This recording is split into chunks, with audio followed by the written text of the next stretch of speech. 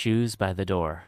In a small apartment on the edge of Incheon, where the city hums with delivery bikes, subway chimes, and the smell of spicy rice cakes from corner vendors, lived a teenager named Minjae. He was 16, always rushing to school, to cram class, to gaming cafes with friends. His room was filled with test prep books and phone chargers. His calendar had no white space. The only thing slower than him, in his eyes, was his Halabeoji, his grandfather. The clash of tempos. Halabeoji had moved in after a fall. He walked with a cane now, and shuffled in slippers that whispered instead of stepped. He watched old dramas, reboiled seaweed soup, spoken proverbs. Minjae didn't understand, like, a well that forgets its spring will dry up. Minjae usually responded with a polite nod, and his AirPods. His mom often said, "He won't be here forever."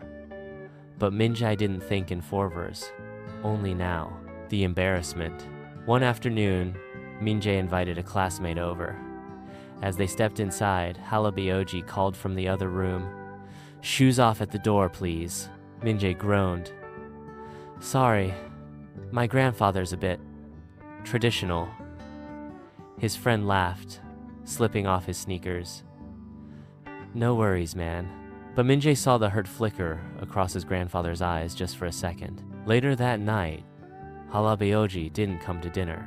The discovery. The next morning, Minjae's mom handed him a faded journal.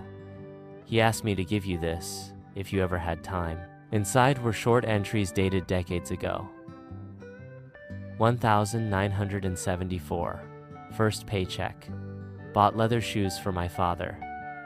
1979. Carried Minjae's father on my back through monsoon to doctor. 1986. Still walk barefoot in the garden.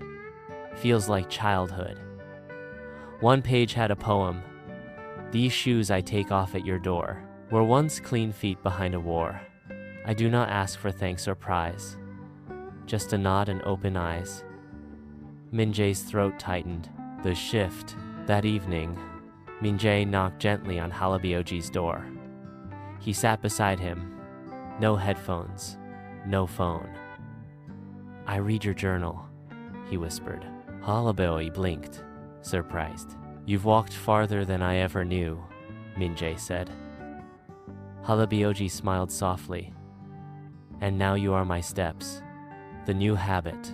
From then on, every time a guest entered, Minjae didn't just remind them to remove their shoes. He told them why, about his grandfather, about tradition, about quiet strength. And sometimes, when no one was looking, he'd polish Halabeoji's old slippers, lined neatly just inside the door. Moral of the story: respect is more than manners. It's taking time to understand the lives that made room for yours.